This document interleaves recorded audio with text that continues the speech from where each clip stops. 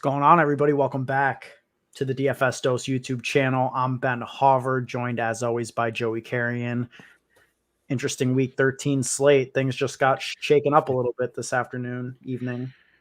Yeah, a couple injuries are going to impact the slate, and we might have a min-priced quarterback in play for cash and tournaments, for that matter. Yeah, and man, I'm pretty excited about it. I don't know about you. Yeah, it should be a fun slate. If you guys are new, man, this is the late night live stream. We're just going to be going through every position, giving our thoughts on the cash game core. Players you should be building around for cash games, give some thoughts on tournaments as well, and take any questions that you may or may not have. So drop it in the chat. We'll get to every question that we possibly can. And man, I don't know. Should we wait a minute before a couple more people get in here before we get into the Minshew stuff, or what? Well, are you gonna play him in cash? That's kind of really the only question I have for you. News came out after your video, so yeah. I'm assuming you probably weren't thinking about Gardner Minshew yesterday, and now he's min-priced going up against the Jets. He might be chalk, might not be. I'm not sure. Are you going to play him? That's what everybody wants to know. Is he in your cash game lineup tomorrow afternoon? Absolutely. Absolutely. 100% he's in my cash game lineup. Are you kidding me?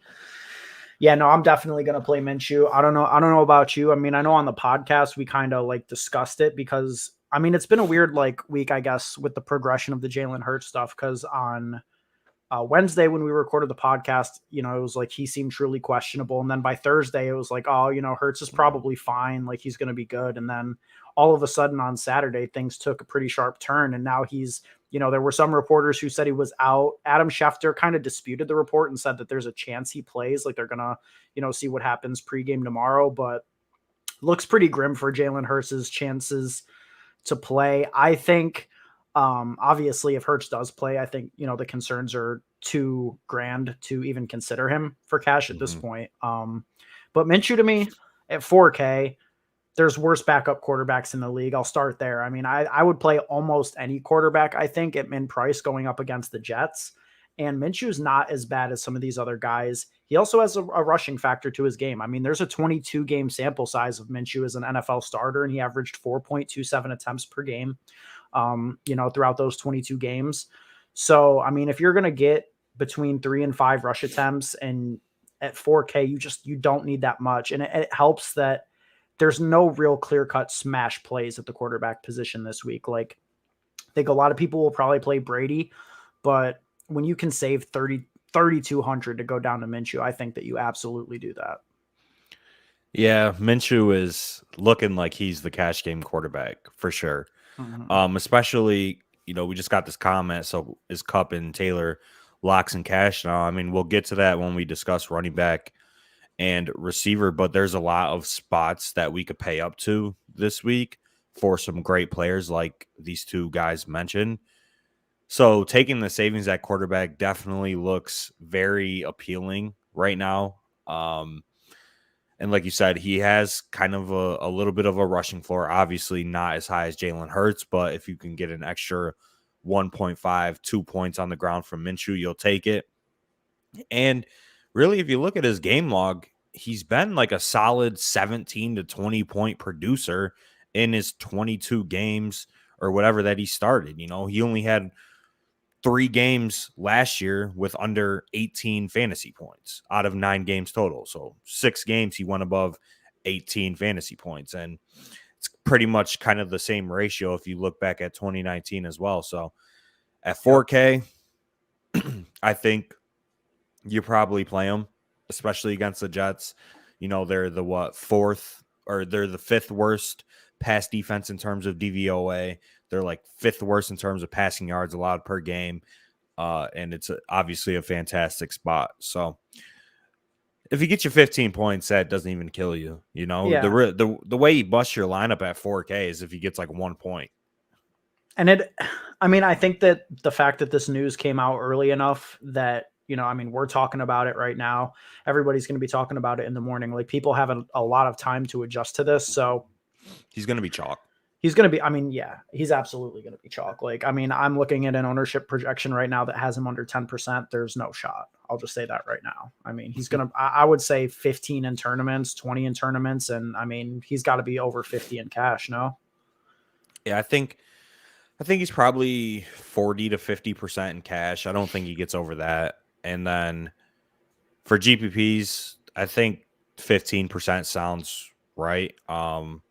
I don't know if I would play him in tournaments as the highest owned quarterback, especially with the Eagles preferably wanting to be run heavy now. So that can definitely limit Minshew's upside. But obviously at 4K, you don't need much for him to pay off that salary. So for cash, I think it's fine to go there. For GPPs, if he's 15, 20%, like in the Millie Maker, like I'm just going to pay up to, the Brady, Stafford, Herbert range for the guys that I know have that 40, 45 point ceiling. And Minshew obviously does not have that ceiling. No, he definitely doesn't. The thing is, I mean, I think you could ship a tournament. If he gets 25, you're sailing to the money. If he gets 25, you need him to win. Yeah. So, I mean, that's the thing is like Minshew. That's why I think he's such a solid play, because maybe he doesn't have that super crazy high slate breaking ceiling. But if his range is between 15 and 25 points, 15's not killing you. You're ecstatic if you get 20. And if he gets 25, you need him to win. So, and the fact that it's such a good matchup just makes him an even more interesting play. So, yeah, I mean, as far as I'm concerned, Minshew is the cash game lock at quarterback this week. We've got Regina's question still up on the screen. Cup and Taylor cash locks now. We'll get to that soon. There's still some interesting things that I think you can do with your lineup this week. How did we do in cash last week? I cashed. I got smoked, but yeah, Joey cashed. I cashed, yeah. Little 3v3 in our lineups, and it was a tough scene. Minshew mania. I went back to T. Higgins after everybody hopped off the train because process, right? Right. Yeah. And I had T. Higgins in my lineup at noon and pivoted an hour before lock and got smoked. So yeah, just a little recap of last week. The process with T. Higgins was still the same. Nothing changed. Obviously, just the result the week prior was terrible. So that finally gave people, the confidence to get off T. Higgins. But I just went back to him and got the ceiling game out of him. So yeah. It worked out in cash, and sometimes those are the plays you got to make. He was 4% owned. Yeah. But back to quarterbacks. Yeah, I think it's hard to get away from Minshew and cash this week just because he's 4K. I don't know, man. I just have a hard time seeing, a route where he hurts your lineup like tremendously, because even if at 4K, he allows you to get a lot of other ceiling players into your lineup that can carry you to, the finish line. That's kind of the thing that you mentioned with the tournaments. Like, even if he gets you 15, like at 4K, if he's allowing you to fit in, let's say like Cup, JT, and maybe like Chris Godwin or somebody else, for example, a high ceiling guy, and those guys go off, like that 15 at 4K is fantastic. Yeah. Like, I mean, I'm taking 15 at 4K over like 25 out of Brady. You know what I'm saying? Yeah, so, exactly. The way I'm looking at it, it's pretty easy. Minshew to me, stone lock right now. I mean, obviously we still need confirmation that Hurts is officially out, but yeah. So for quarterback, I think with Minshew becoming available, kind of knocks out the mid range for me at least. Like, there is no reason to go to Heineke, to Matt Ryan, Jimmy Garoppolo in tournaments, right? Because you're getting the same ceiling with Gardner Minshew at 4K that you are with those guys for $1,500, $1,800 more expensive. So if I'm not playing Minshew in tournaments, like I said earlier, I'm getting up to the range of Brady, Stafford, Lamar. I mean, Kyler if he plays. I just think those guys can separate enough from Gardner Minshew to win you a GPP, but then obviously you have less salary to use in the rest of your lineup. So that's kind of the conundrum this week. Indeed, it is. It's certainly a conundrum.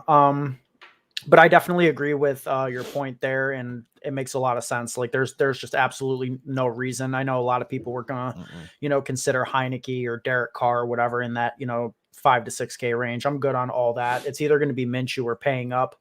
So out of these other pay up guys, I mean, Brady is looking like he's going to be the highest owned on the slate by a decent margin. After that, I mean, projections have it as Herbert, which I think it's probably correct. How do you feel about these guys? I mean, what's your lean? What's your favorite tournament quarterback in the pay up range between these guys? Brady, Herbert, Stafford, if you want to include him there, Lamar.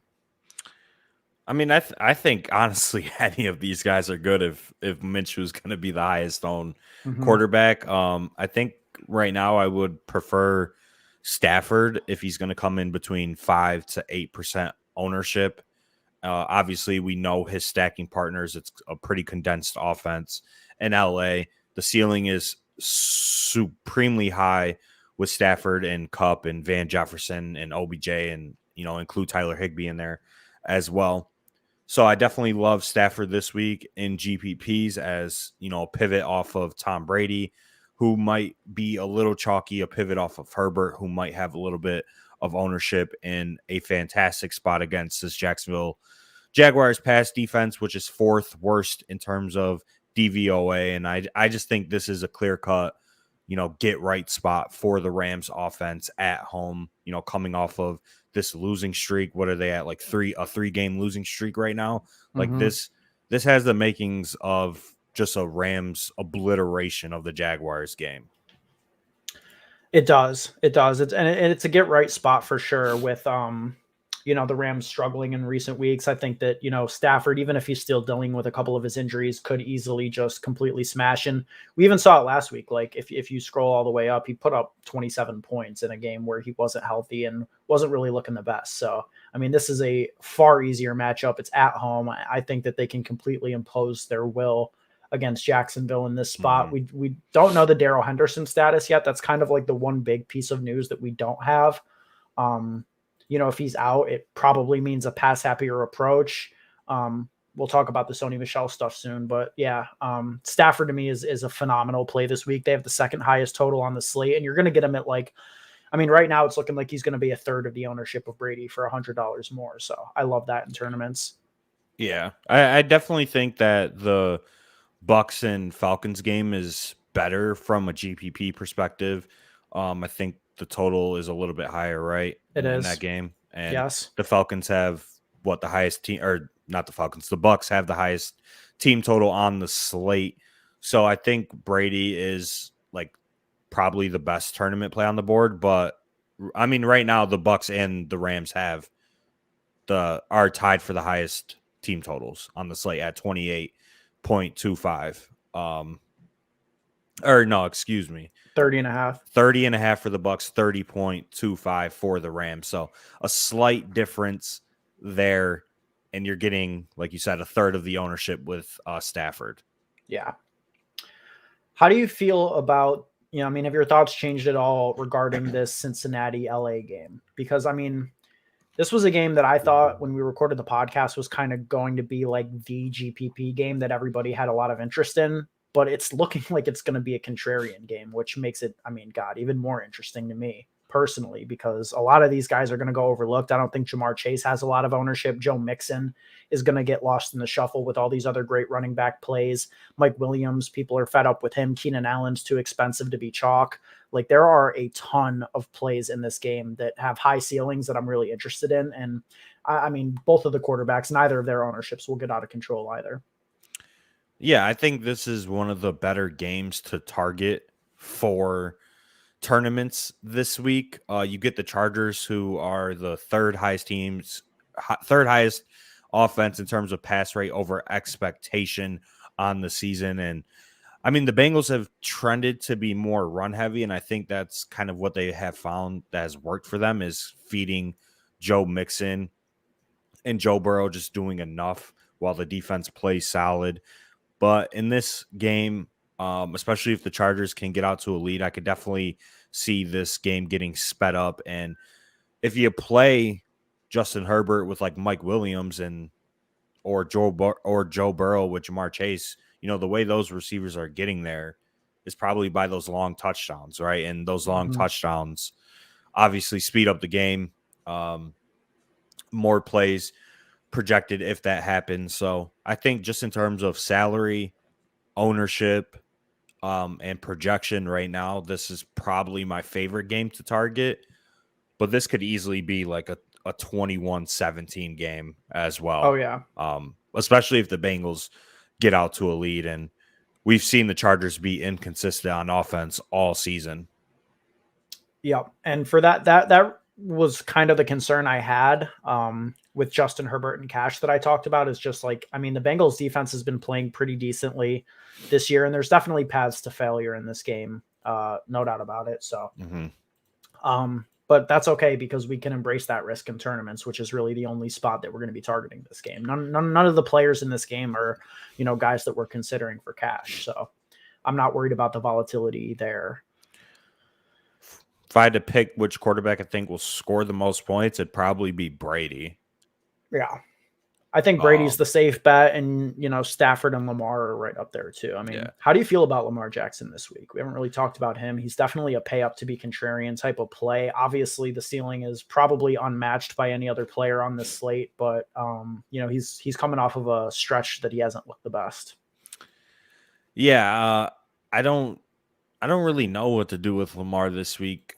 The game, I think, is just very ugly. This has a total of 44.5, which is one of the lowest on the slate. Like you said, Lamar hasn't been playing well, but in my opinion, he does have the highest ceiling on the slate, and these defenses haven't been good.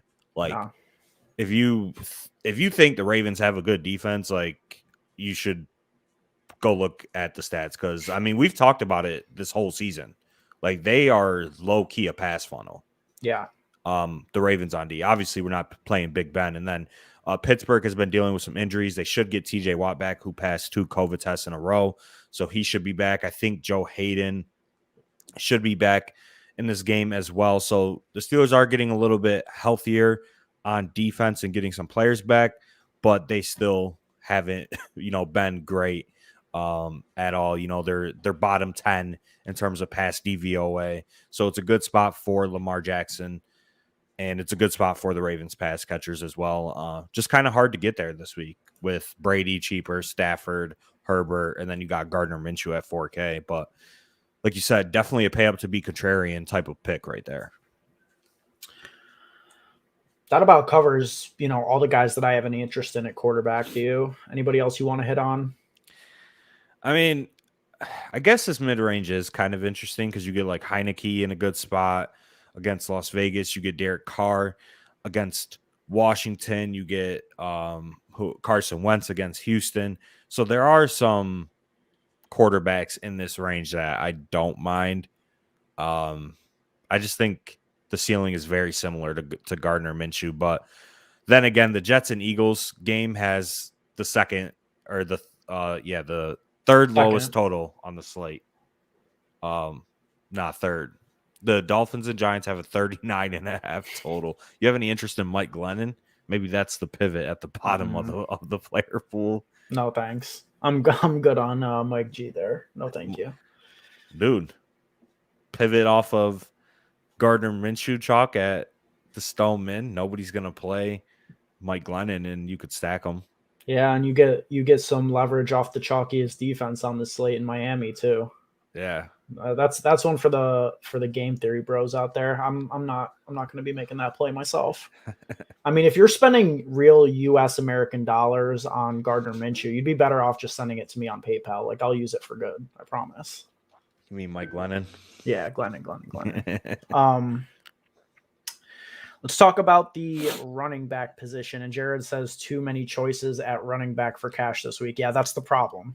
That is the problem. I wish that we could just have, 9 running back slots and just play all these guys, because there are a ton of guys in play. The Gardner Minshew stuff, I mean, if Jonathan Taylor wasn't a lock before, he's definitely a lock now. Yeah, 9,200 against the Colts. GG. Yeah. the worst run D in terms of DVOA. The Houston Texans are. It's kind of like a must-win game for the Colts, I think.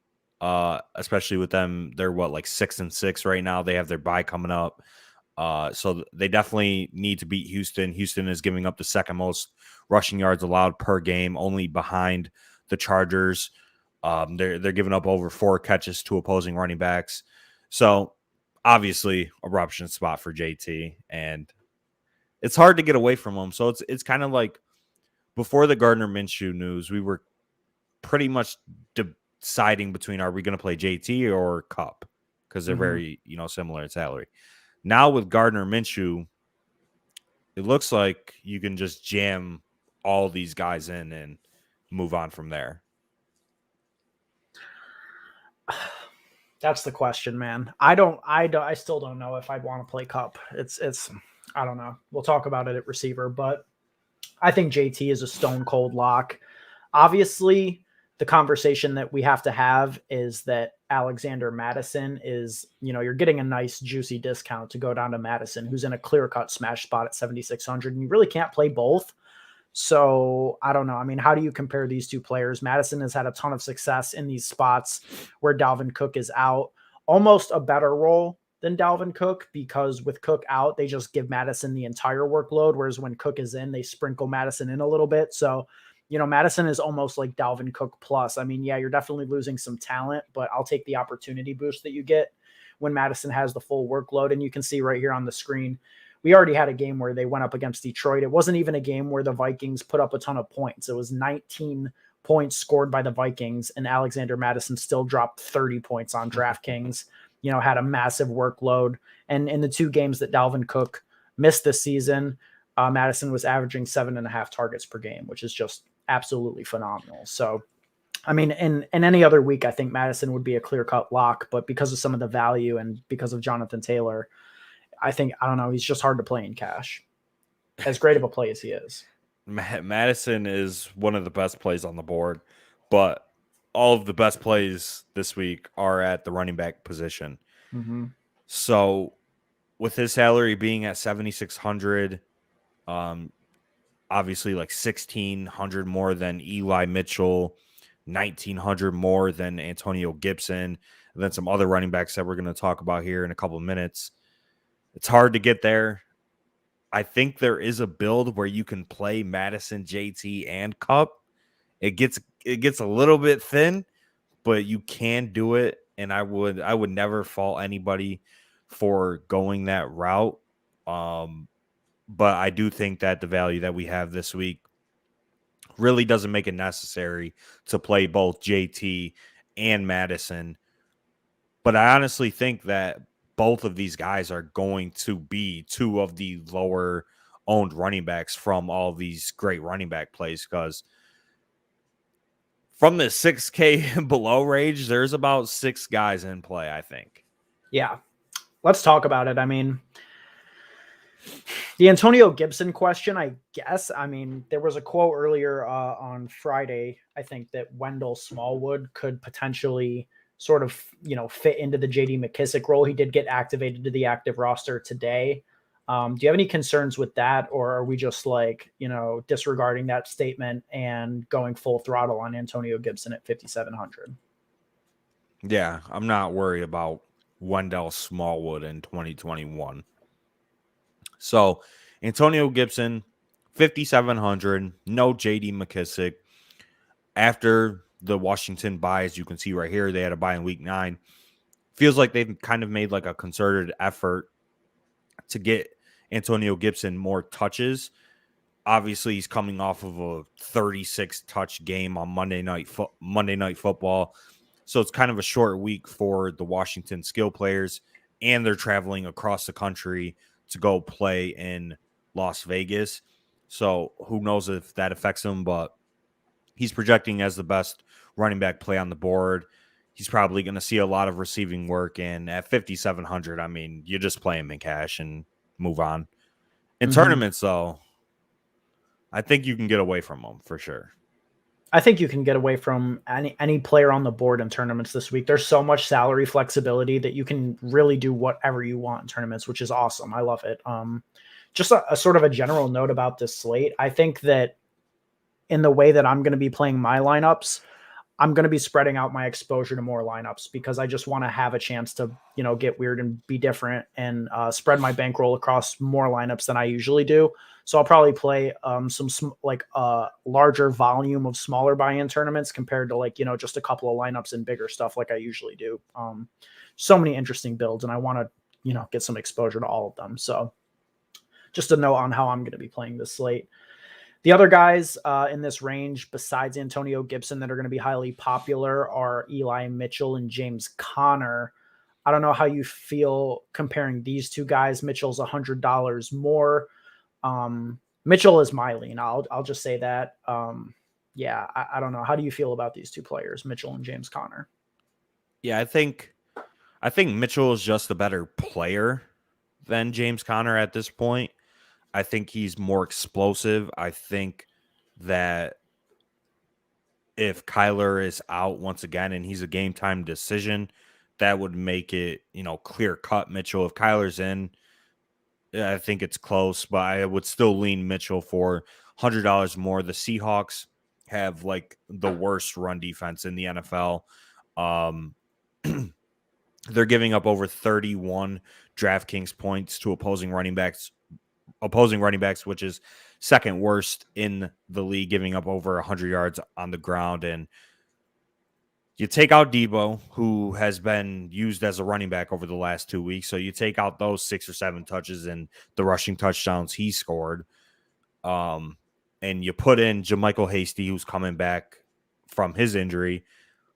I think that does take away some of Mitchell's pass game work, but we saw last week that he does have some upside in the receiving game.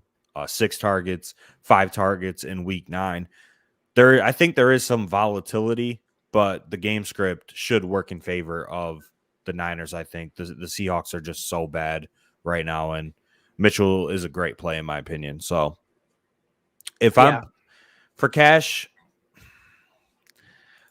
I would most likely play JT, Mitchell, and Gibson. And I know we've had some people in the chat saying which 3 they would play.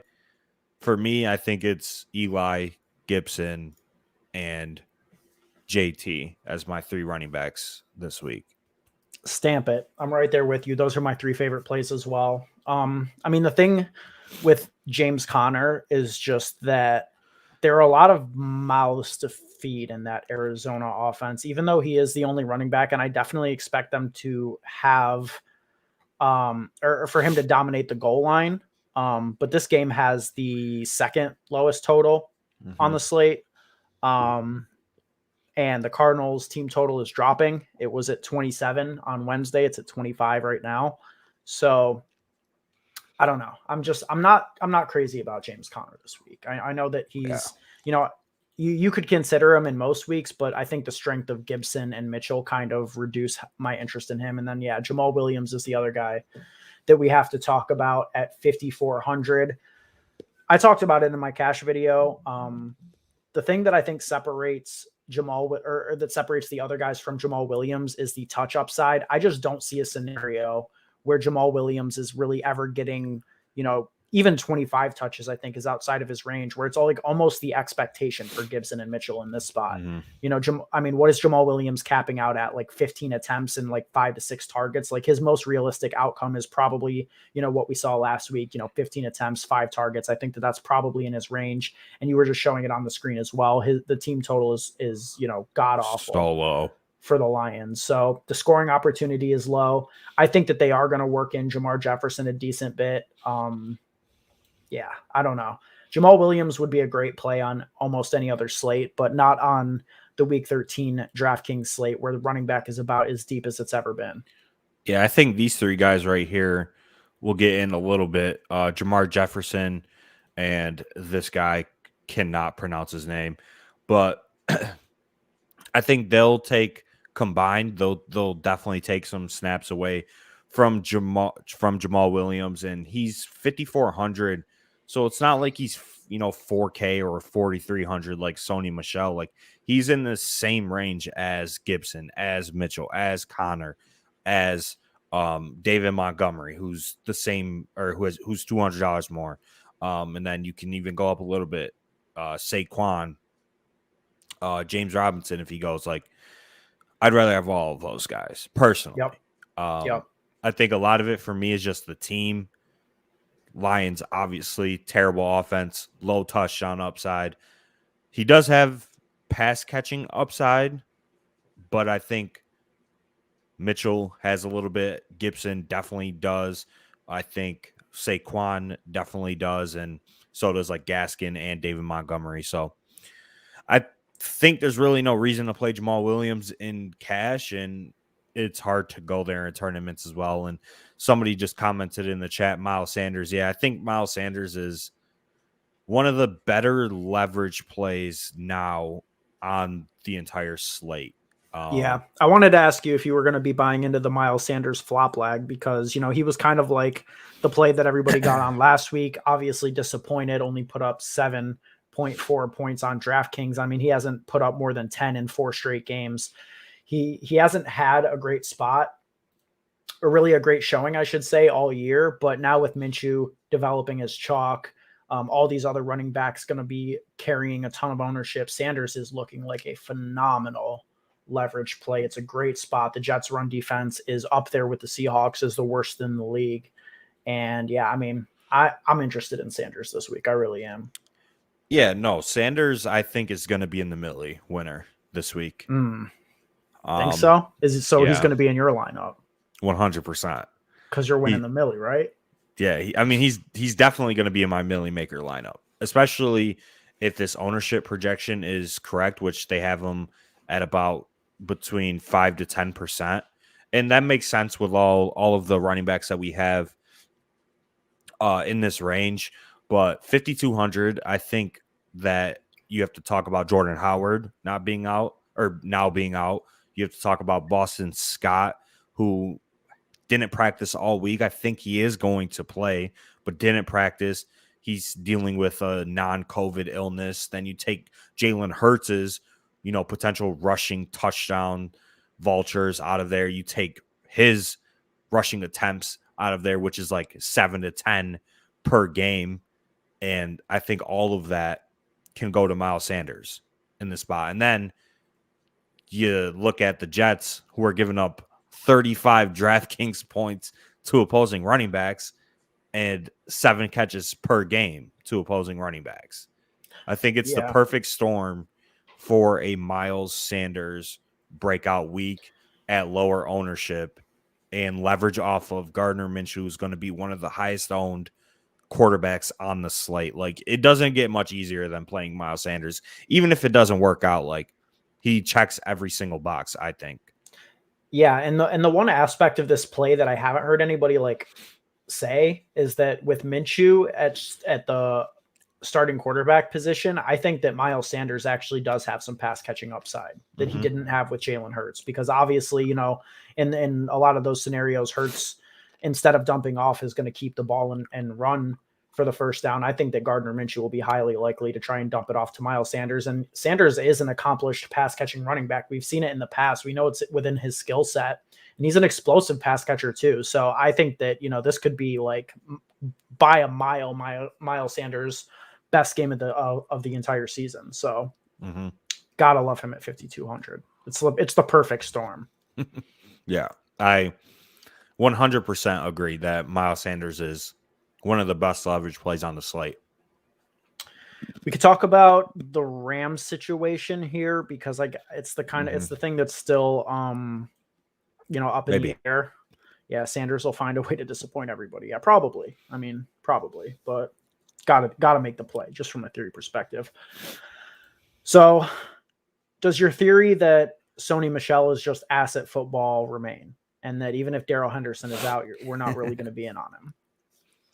I mean, it's hard to fade a running back that would probably see 20 touches against the Jags at 4,300. But as a resident Patriots fan, he's not it. He's definitely not it. Sony Michel is horrible. Like, he's so bad. I don't care what anybody says. Like, I watched him for years, and I think that the continuous knee injuries that like he had in college, and then he had a couple injuries with the Patriots and a couple knee surgeries. I think they just got to him. I mean, he's a capable backup. Like, he'll tote the rock, he'll give you some yards and whatnot, but the upside is just so low, I think, with Sony Michel. But his upside can get carried by the offense that he's in. And if they get down to like the 1 yard line, you know, there's probably a good chance that Sony Michel is scoring a touchdown. I mean, there's also a good chance that Stafford keeps it and just throws it to Cup. That is very likely. And I don't think we're going to get this Darrell Henderson news, pre-lock. This is something I think that the Rams are going to take down to the wire. So I don't know. It's not a situation where last week, like, we were building AJ Dillon into our lineups for the swap. Like, I'm not building my lineups to have Sony Michel in there. There's just no shot. I'm not bringing emotions in necessarily. I'm just saying that he's bad at football. And like the prime example that I like to use is we faded a chalk Brian Hill last year when he played for the Falcons. He was like 4K. Mm-hmm. We faded him. And it's because he's bad at football. It's not because of anything else. Obviously, I think he'd be a fine play if Henderson is out at 4,300. Like, he's going to get touches, but empty volume won't get you anywhere. You need upside, especially in GPPs. In cash, I'm not playing Sony Michel because I'm not baking it in, especially with Mitchell and Gibson going in the 4 p.m. window. So maybe if the lineup is terrible come 1 o'clock and, you know, you got to pivot to Sony and late swap your lineup up, like, then that's fine. But I'm not building it in 100% not. Yep, I agree. I think it would be a late swap only type of play. I mean, this situation, he'll come with lower ownership though, which is why he'd probably be a better play than he would be if he was very high owned. So that's kind of like the tricky part. I'll say the difference between this and the Brian Hill fade last year is that, you know, the Patriots, the Falcons last year were not like, you know, the top implied team total on the slate and like an accomplished running team. Like, they've been asset running the ball for years, and they probably had a garbage team total that week. I mean, I don't remember, but I'm assuming that they did. And, you know, so if Sony Michel is the starter and the Rams have a 30, plus point implied team total as massive home favorites, like, things do line up decently for Sony, but it's just the upside is not there. And I think in particular this week, especially because of the Gardner Minshew stuff, you do have to prioritize some upside in your lineup, because there are going to be a lot of lineups in cash games, especially, that have Jonathan Taylor and Cooper Kupp. So you can't really just be playing for floor this week, I don't think. Yeah, no, I don't. That's the definition of a floor play, Sony Michel. Yeah, I don't think you can go to Sony Michel at all, in my opinion. If Sony Michel steals 3 touchdowns, I promise you it's going to be a pain cast on Monday.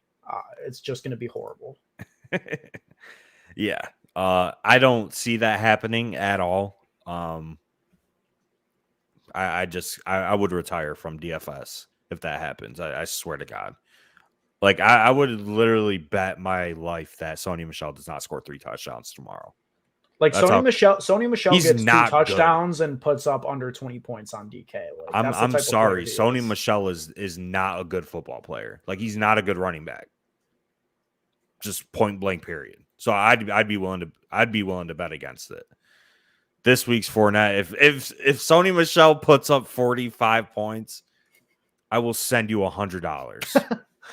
Dead ass. I dead ass will. If he puts up 45 points, I will send you $100. I mean, if he puts up 45 points, you're not going to have $100. We're going to be bankrupt. True. I'm going to be living on the streets, because that is 100% not happening. All right. Let's talk about some of the other running back plays, though, because, like, they're EKELER, MIXON. It's like the top of this range where you're. He said, "Say less." All right. But yeah, it's this top of the range where you're probably going to get the ownership leverage with like Fournette. You know, you just mentioned him. Fournette had a 45-point game. Now he's going to be 10% owned. Cordero Patterson, 7K, no ownership. Mixon, Eckler. Eckler's in a great spot going up against Cincinnati. What's he projecting for ownership right now? Low. Yeah, Cincinnati's giving up the second most catches to opposing running backs, and we know that's how Eckler hits his ceiling, is through the air. As you could see here, 41 points against Pittsburgh, scored 2 receiving touchdowns, 6 catches, and if he's scoring 30 plus Eckler, that is, it's probably through the air, and this is as good of a spot as any to do it against a running back or against a defense that kind of funnels targets and receptions to opposing running backs. So Eckler at 8,300 is the clear-cut pivot off of JT, with obviously less upside, but his upside is still, I think, extremely high for sure.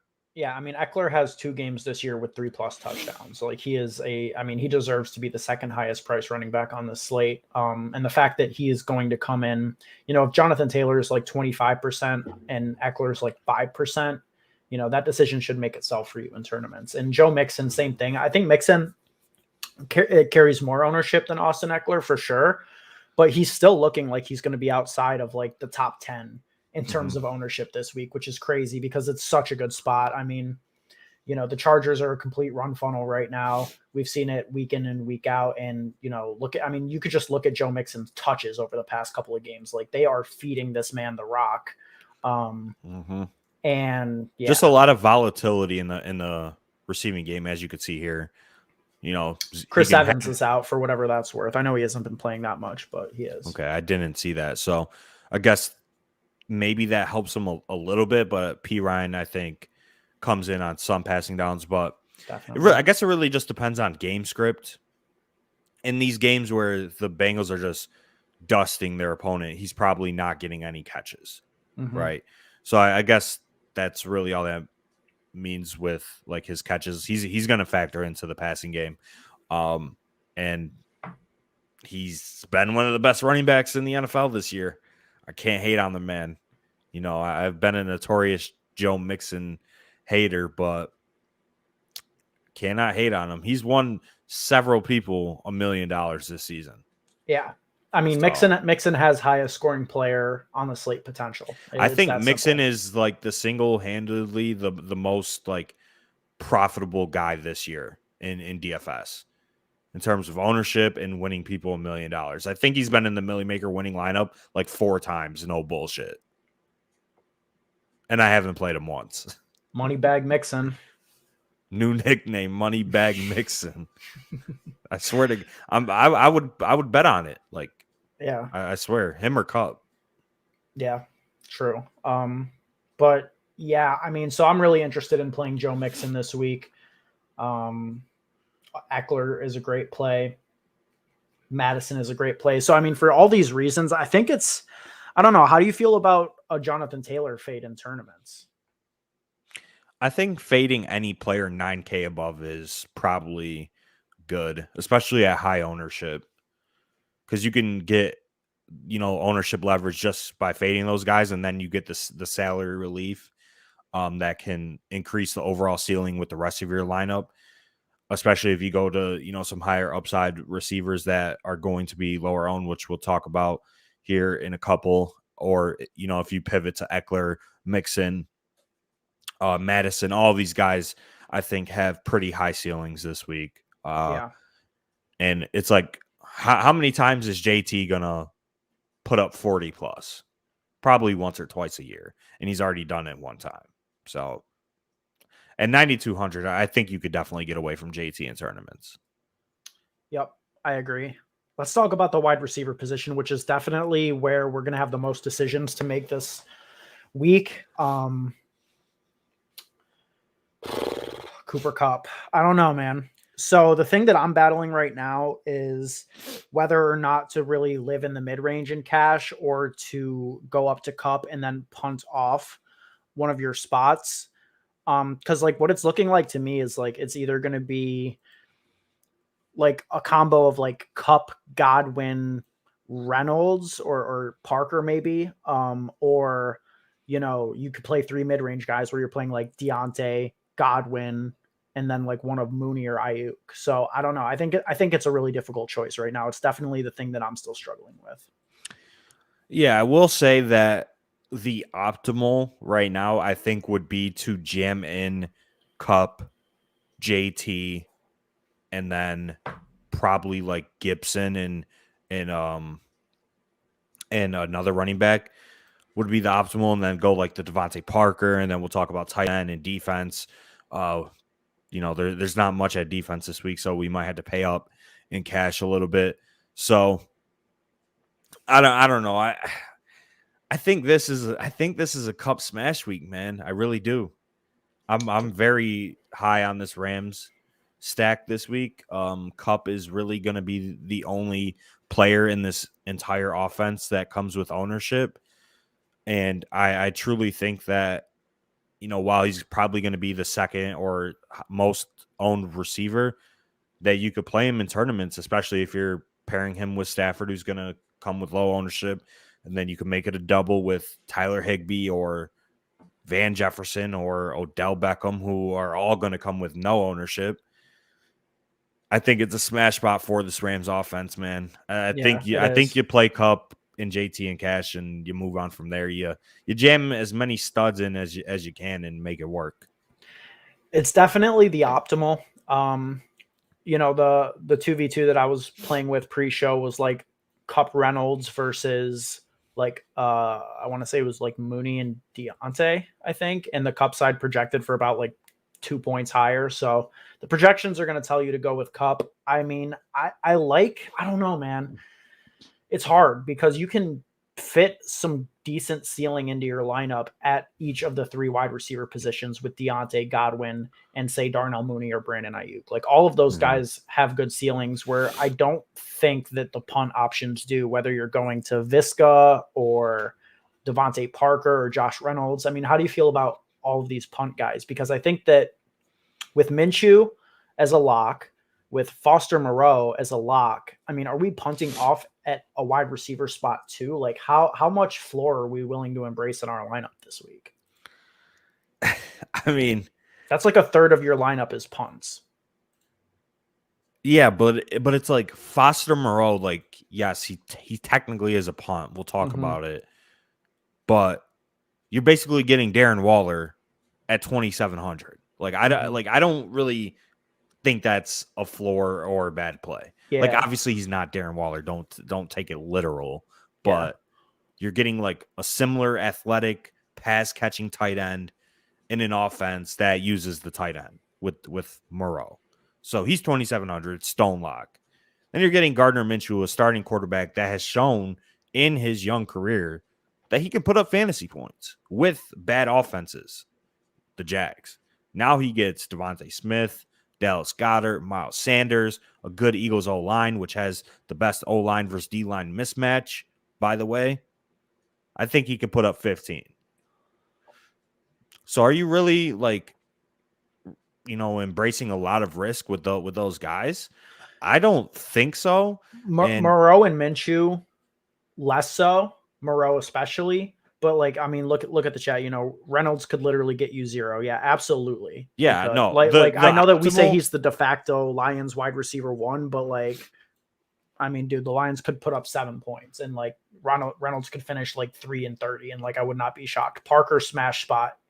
DeVante Parker, missed a handful of games with a hamstring injury and then immediately re-injured his hamstring in week 8 and hasn't played in 5 weeks. Like, I like DeVante Parker as a player. I think that he is way too cheap, but I mean, to act like he doesn't have risk, I think is wrong. I mean, yeah, there's some risk there, but he's 3,900, and it allows you to get Kupp, JT, Gibson, Mitchell, Godwin in your lineup. And the build that I'm looking at right now, you could fit all of them and then have 2,900 left for a defense, which is close to the optimal. It's like a 1v1 or a 2v2 off the optimal. So DeVante Parker, who when he plays, hasn't had less than 7 targets in a game. 3,900 at home against the Giants with one of the most pass-heavy offenses in the NFL. I think it's fine, personally. I do think it's fine. But the mid-tier receivers are pretty great, in my opinion. We have Ayuk, who I think is one of the best plays on the board this week. Pittman is a pretty solid play. You have Hunter Renfrow, who's popping a little bit. You have Cooks. You have Darnell Mooney with no A-Rob and no Justin Fields, which I think is like the clear-cut nut situation for him specifically. No Marquise Goodwin either. Like, this could literally be, 10 plus targets for Mooney. And the thing I mentioned it in the cash video, but like one of the reasons I love Mooney so much this week is that he can get there in a variety of ways. Like, because of all the injuries and because it's Andy Dalton, he could get there off volume. Like, he could rack up a ton of targets. He has like a 16 target game a couple of weeks ago. So we know it's in his range, but he could also get there off of like 4 catches, as he's done multiple times this year, because he can just take 1 catch and pay off his salary that way because he's an explosive deep threat. So he can get there off volume or efficiency. He's coming off of a monster stretch. Ayuk or Mooney is so hard. Absolutely. The fact that they're the same price, but Mooney's been like the receiver 4 in points per game over the last month. Yeah. In fantasy. And his price is still so cheap. I mean, he's a great play. Yeah. So that's the thing that is making the Cup decision difficult for me, is because I think that, the floor is probably higher on like a Cooper Cup Parker build, but like you have a lot of floor in Deontay Johnson if you're playing him with Godwin, and Mooney has a ceiling that, the cheap guys just don't have. And his floor is also relatively high in this spot, I think, because of the lack of targets that the Bears have. The one concern though, and the thing that is making the Mooney Ayuk thing harder for me, because normally I think it would just be Mooney based on the fact that he should have more pass game volume, is that this is the weather game of the week on the slate. Looking at 15 mile per hour sustained winds and rain in this Chicago, Arizona game, and it's got a dirt low total. So I don't know. What are your thoughts between Mooney and Ayuk if you had to pick one? I think I prefer Ayuk, just because I think honestly, I don't even know. Like, same price. They're both great plays. I think I just prefer Ayuk because it is a better matchup. I think with no Debo there, who obviously is, a large factor in the Niners offense, benefits Ayuk quite a bit. And then obviously Allen Robinson is still out, but he hasn't been a factor at all in the Bears offense. And so there I would lean Ayuk, and it's kind of a question of, so the 3v3 I would propose to you for cash would be, do you go Kupp, Godwin, and DeVante Parker, or do you go Deontay, Godwin, Ayuk? Because I think the first set has a better floor and ceiling combo, which you have to be thinking about ceiling in cash. Right now, I have the second combo. So the Deontay, the 3 mid-tier Godwin, guys. Deontay, Godwin, Ayuk. Mm-hmm. And you could sub that out with Mooney if you want. Like, I think that's fine. But I lean the Kupp side.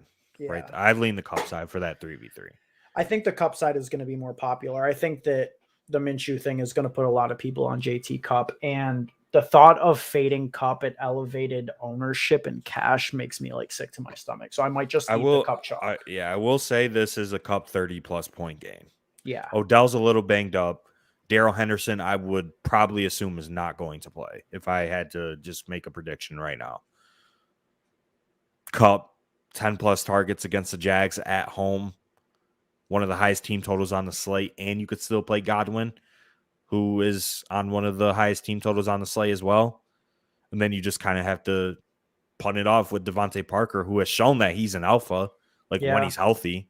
Yeah. And I think the interesting thing with DeVante Parker is, he was injured or whatever, But when he came back off that first injury, 11 targets, right? So I would assume that coming off of this injury, he should be good to go to play the full game and not be on a snap count. Is kind of what I would assume with the way that they handled his first injury. So at 3,900, like if he gets you 5-6 targets against the Giants, like I think that's fine in cash for what it allows you to do with the rest of your lineup. And I definitely prefer Parker to Josh Reynolds. Yeah, no, I agree with you on that. For sure. Like not close. So really I do think you go JT, you go Cup, yeah, you go Godwin. You're kind of convincing me to go the Cup side because I'm also starting to think the ceiling is higher and the floor is very, very similar. Yeah, like Cup could, if you don't play Cup, you could lose just off of that. Cup's gonna break the slate. Like he's going to break the slate, but I don't know. 9K, obviously you can get away from him, but I think he's going for 30 plus. But you might have just convinced me. Who's your favorite tournament plays at wide receiver? Because I think there's a lot of good leverage plays, especially with a lot of chalky running backs in the mix this week. I mean, Terry McLaurin, right? Like, I mean, it's hard not to say he's Terry the McLaurin. Clear cut. I can't talk. Terry McLaurin is the clear cut GPP guy this week. Like, if you're not on Terry McLaurin and GPPs, I don't know, man. That's the easiest process pick of the entire season. Yeah, you got Antonio Gibson, chalk week. You just playing Terry McLaurin at what, 10%? Yeah. What's he gonna be at? I mean, this man is projected for under 5% on some sites. I don't believe that because, I mean, if you've watched any DFS show this week, like everybody's on Terry McLaurin. It's too obvious. Like too many people are talking about it. Like I don't think he comes in under 5. He's probably going to be like 10%, but even still, if he's 10% and Gibson is like, around 40 or something like that, I mean, Jesus Christ, like you got to play some McLaurin. You have to have some McLaurin if you're playing tournaments this week. I don't see how you get away from it. Yeah, I think Terry has like a top 5 or top 6 ceiling on the slate at wide receiver, and he's just the best leverage play on the slate, in my opinion. Yeah, he's supreme leverage. I also like Mike Evans. Any week that one of these Bucs receivers is going to be heavily owned and the other's getting overlooked, it's clear cut, because both of them have huge ceilings. So, pay $100 to get a third of the ownership on Mike Evans. Those decisions just make themselves for me in tournaments. Yeah. Yeah. I like Mike Evans a lot. I like Terry a lot. Matt in the chat said Justin Jefferson. He's a great play each and every single week. I mean, he's been tearing it up. They made it a point to get him the ball. And with no Dalvin Cook there, hasn't there been some rhetoric about letting Kirk Cousins cook with no Cook there? No Cook, let him cook. Yeah, I see what they did with that. Yeah. Against the Lions, it's a good spot.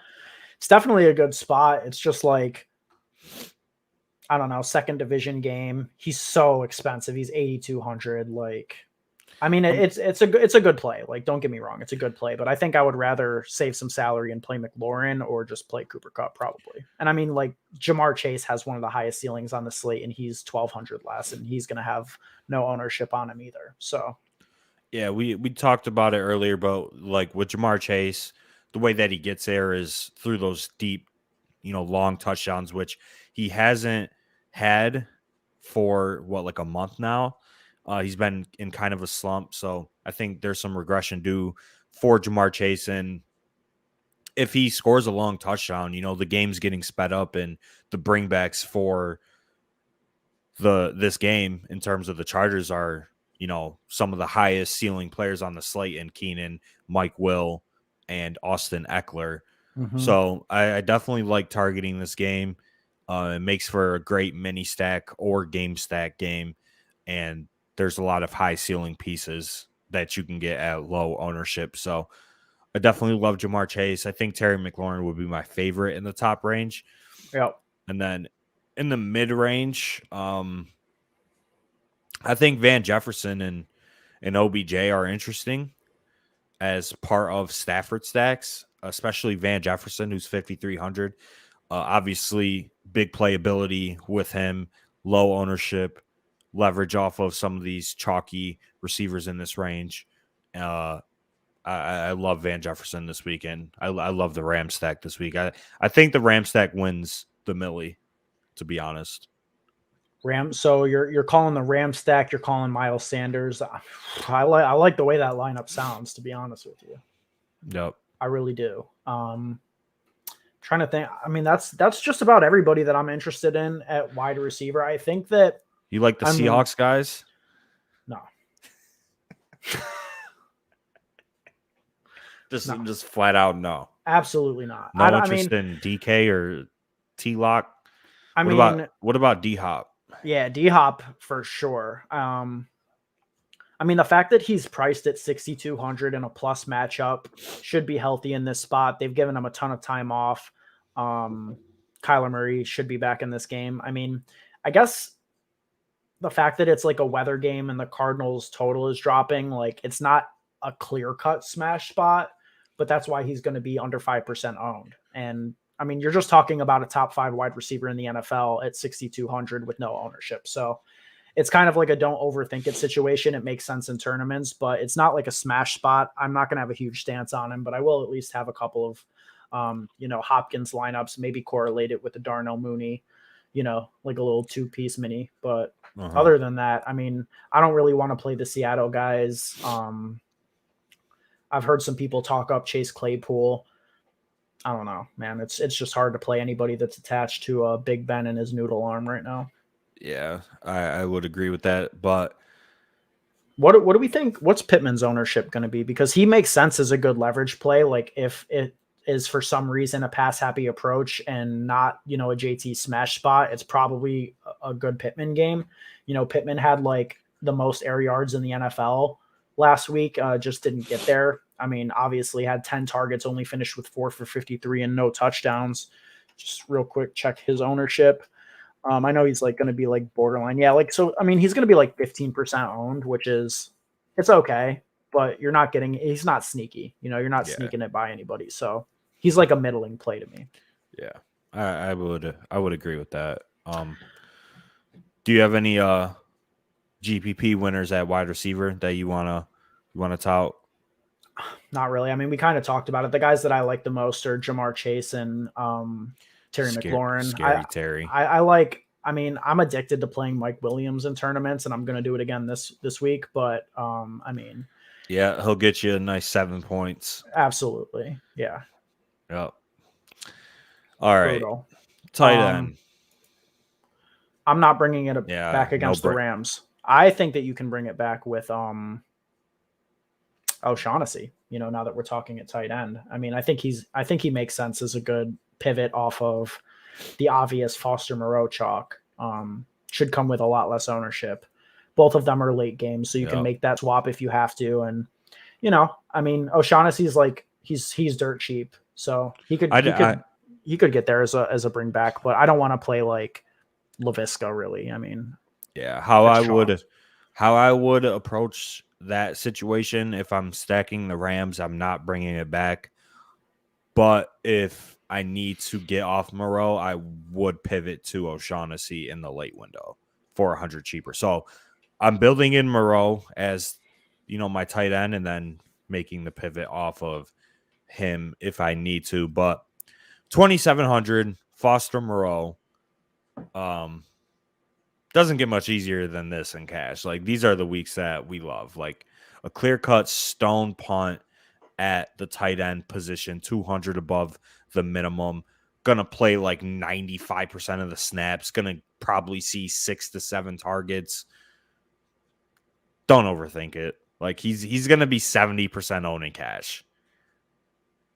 It doesn't get much easier than him. I guess the real conversation is GPPs, and do you play him, or do you just like fade him and play some of these other guys and hope that they could break away? Like at this point, like I'm kind of just sick of playing tight ends, and I'll just take the cheapest guy that will get me 8 to 10 points.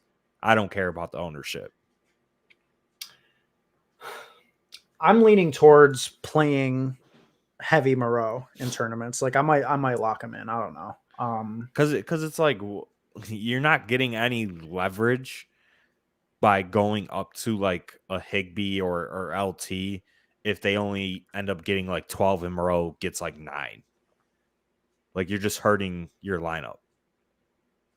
Yeah. But I do love Higbee this week.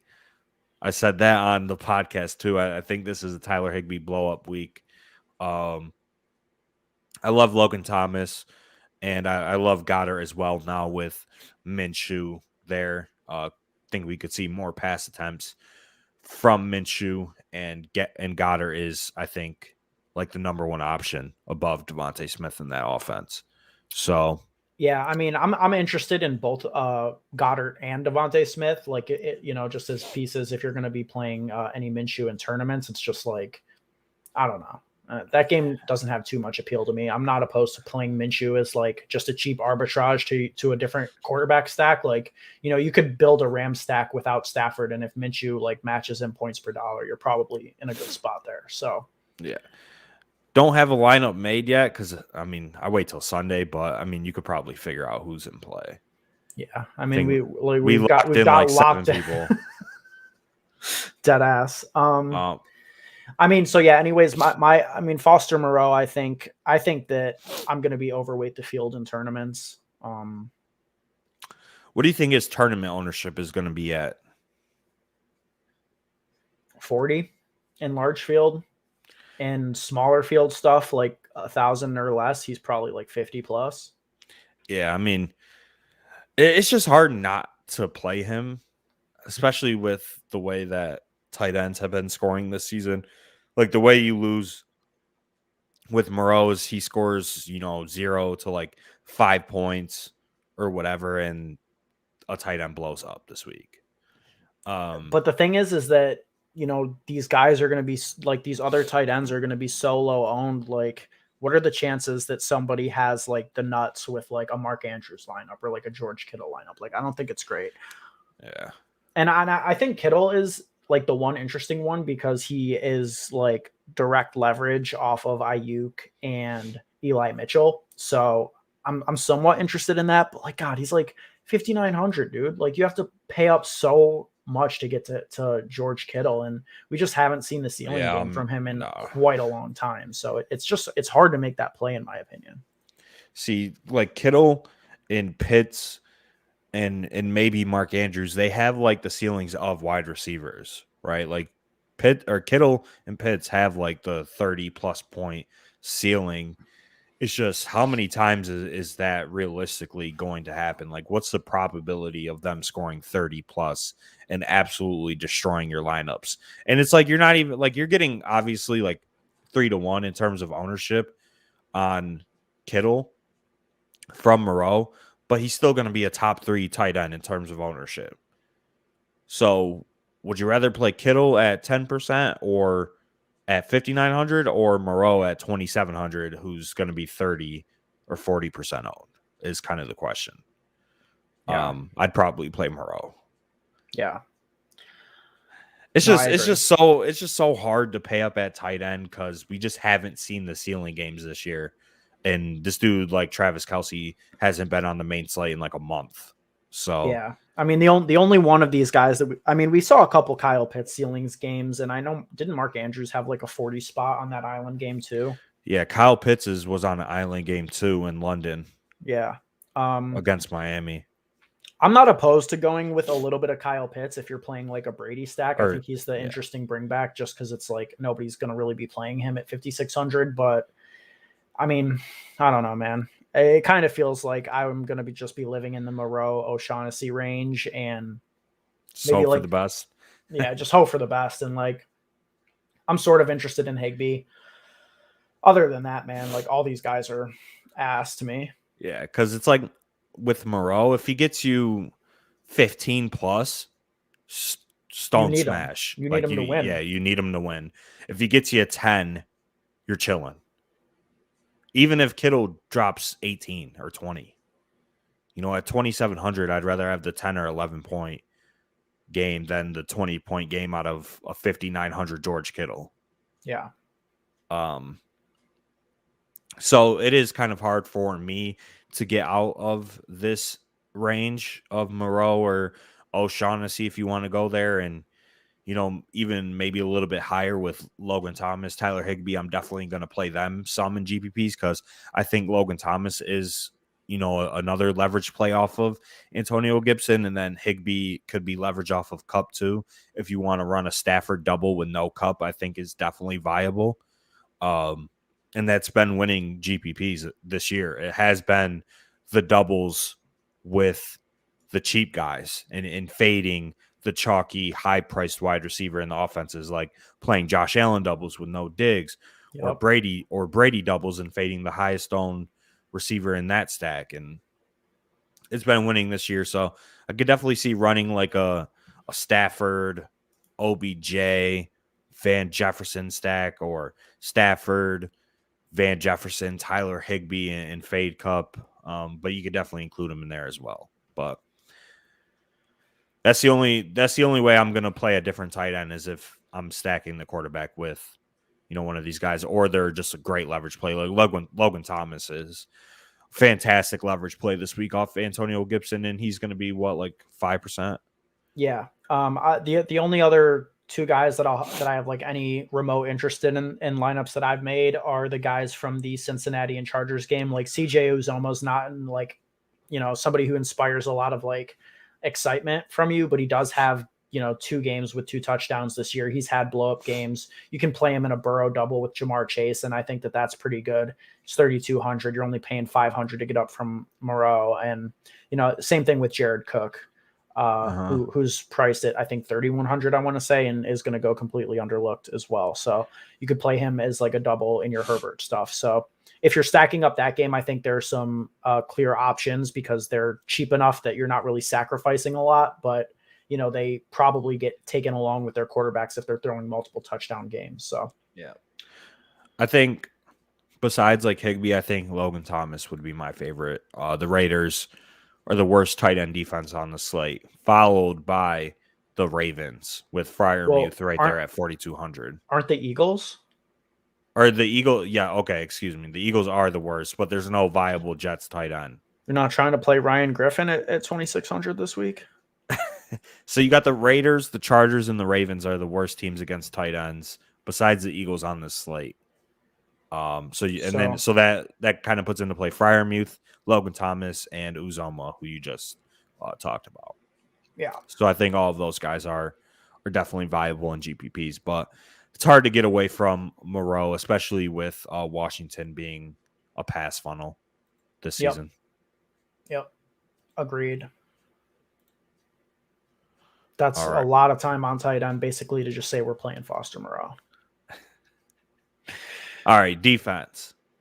You can't pay down. The chalk this week is going to be Miami, right? Yeah, Miami D is going to be chalky at home against Mike Glennon. I think it's pretty easy to play them. The build that I had 2,900 left for a D, so that would put you in the range of like Pittsburgh, but I want to play Pittsburgh against Lamar.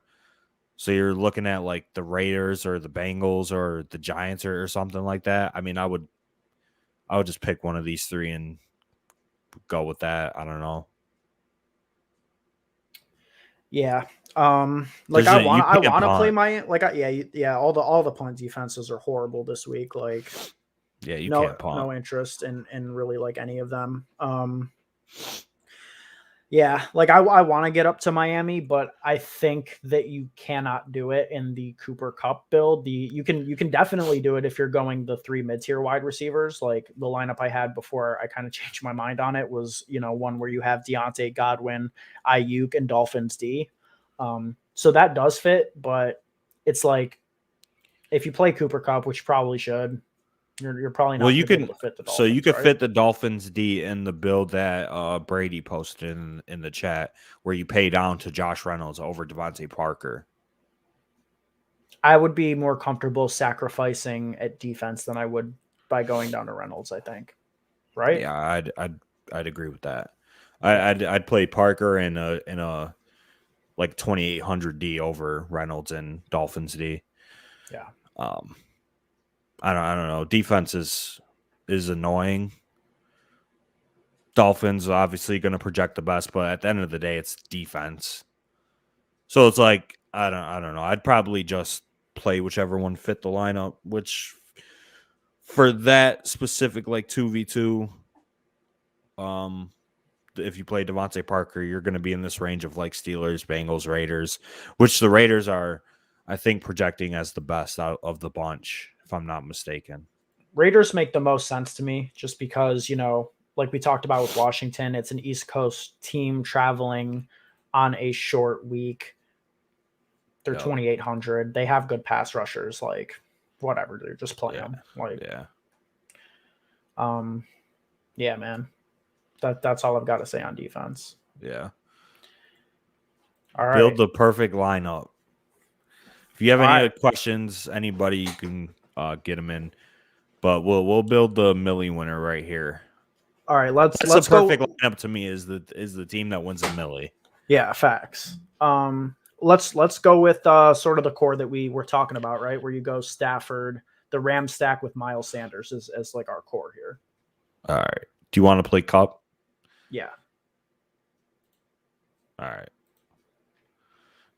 What do you want to do? Higbee, Van, or OBJ? I would say let's leave it open for now and see what we do with salary. I would say either Higbee or Van. All right, and then we go Morrell. All right. I mean, all right, so we could throw Van in there then, right? As the double. Yeah. So the Rams double stack. Miles Sanders leverage, Foster Moreau eat the chalk. So right now we got 2 chalky players and 3 non-chalky players. Let's put a defense in just to see what type of salary we're looking at. Let's think this through. What's a good leverage defense on the slate? Probably the Jets. Nah, we can't play them. I mean, I like the Eagles a lot this week. They're priced up to 3,600, but I mean, nobody likes throwing picks more than Zach Wilson, and you know it is kind of leverage off of Gardner Minshew because if they score a touchdown, that's an offensive possession that the Eagles' offense isn't getting. It correlates with Miles Sanders, so that's a defense that I'm looking at this week in tournaments. I think you can also go with the Vikings, who are interesting, and for the same or for $100 more than the Dolphins, you can play the Ravens. And I know that they're not a good defense right now, but anybody playing Big Ben is in play. Mm-hmm. So I mean, take your pick there. I don't really care. I think that I don't know, because I kind of want to save salary for defense, especially. But I don't know. I guess like leverage wise, like Raiders are good. Or like the Seahawks or something stupid like that. Like the Seahawks at home against a chalky Ayuk, a chalky Mitchell, and George Kittle, who's going to be the 3rd highest owned tight end. They're just so ass though, and they're going to see like no pass volume. I mean, I would rather play like Chicago at home in a weather game after Kyler Murray coming back after however many weeks off. Like if I was going to play anybody in that range, probably. Yeah. But the Bears defense is ass too, so it's like that is true. I mean the Giants, right? Like they're 2,700. Like they should see a lot of pass attempts from Tua. It's leverage off of Devontae Parker. Like I don't hate that. Okay, I like the Giants. That's a good pick. Because the Giants, I think, do have like a decent defense. They could definitely sneak a pick 6 or something in there. Not getting a ton of leverage, but a little bit. All right, so I guess this is the decision where to go at running back. Do we play one of these chalky guys with Sanders, or do we get different?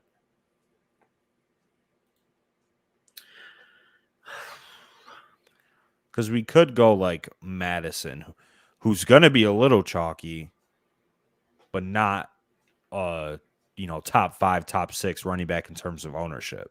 I like Mattison for this lineup.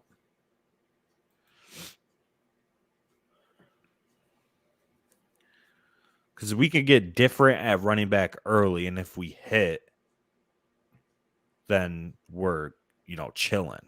Right. And then if we don't hit, or then if we hit, so if we hit on Mattison and Sanders early, we could play one of like Mitchell or Gibson in our flex.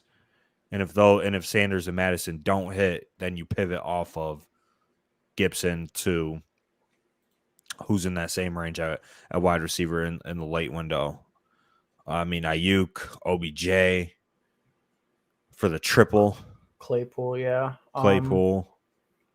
Just out of curiosity, what does it leave us with if we play Reynolds here as a correlation with Madison? Does it give us anything juicy in the flex? 6,800, but I think so that's kind of disgusting. It's definitely disgusting. Yeah. But I mean, what's the alternative? Like if we play like, I don't know, Ayuk or or Mooney or like. Yeah. I think that, we probably don't have to play Madison. We can go a little bit cheaper, I think. So we could go with we can go with like Mitchell in here.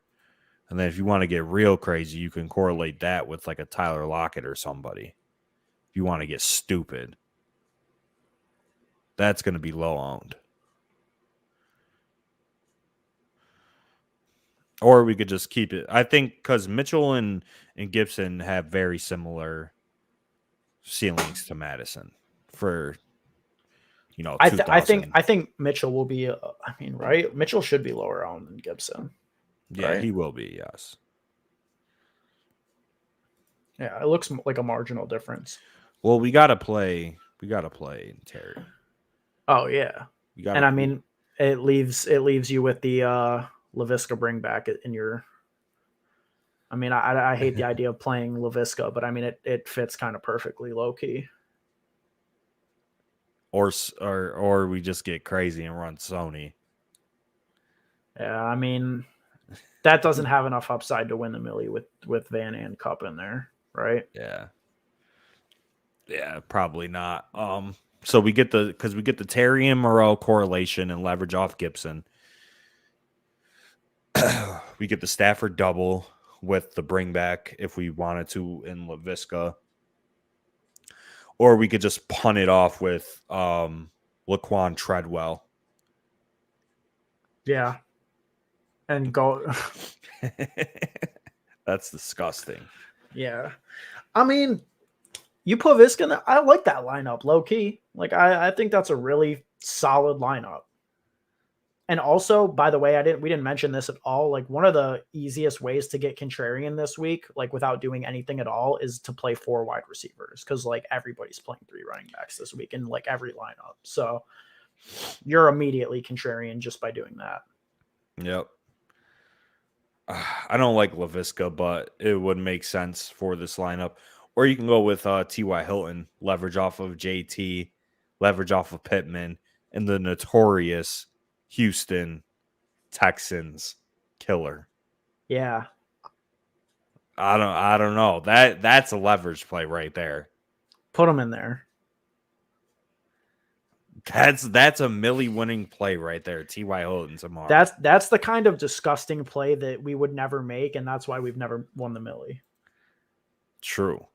But this dude T.Y. Hilton, he snaps against the Texans every single week. Every single time they play. The first few years we recorded the podcast, T.Y. was a stone lock every time they played the Texans in the good old days. So you could do something like this just as like a one-off, or you could do the Sony or LaVisca Chenault correlation or something like that. This, I don't know. I think vibes. This is it's a pretty good core. Yeah. Because I mean, the Terry and Moreau's mini stack is, I think, one of the best on the slate. I agree with that. That's All a right. solid. That's a solid. That What might if- be the perfect lineup. What if this lineup won the Millie Maker? I mean, we got to run it now. Yeah, I'll run it tomorrow. All right. I might make a little tweak or two, but Little tweak. That's a good lineup, though. That's a good process lineup right there. You're really not eating too much chalk. You know, you're playing Moreau and Cup and Mitchell, but everybody else is contrarian in this lineup. Yeah. So it'll be enough, because obviously you don't want to play it too chalky, but you could definitely eat chalk at some spots, especially at running back and tight end. I think now, with the way that the tight end position is, I think you could definitely play some of the chalkier tight ends. And you have so much leverage on the field in this lineup where, you know, TY's leverage off of JT, Terry's leverage off of Gibson, and Sanders' leverage off of Minshew. So it's like, this is max leverage. This is just beautiful. Yeah. That's a work of art. That's facts. We're giving it out for free. God. I mean, that's the reason right there why you subscribe to the channel, which if you haven't already, man, sub to the YouTube channel, drop a like if you're watching this on replay. And shout out to everybody who tuned in for the Week 13 edition of the Saturday night late night live stream. That just about covers it, no? Yep. Think we're ready to get out of here. An hour and a half in the books. Yep. Talked about every viable play. Even some plays who aren't viable. That is true. Appreciate you guys watching, man. If you haven't already, you can also join the Discord channel. We'll be in there all morning tomorrow going over our final thoughts. And appreciate you guys watching. We'll be back next week, of course, for the late night live stream. And if you want to hear about our results, we drop the podcast on Monday. Let's hope that it is a great podcast and not a pain cast. I got a lot of hope for this week. I think this is a great week. All right. Best of luck to the people, man.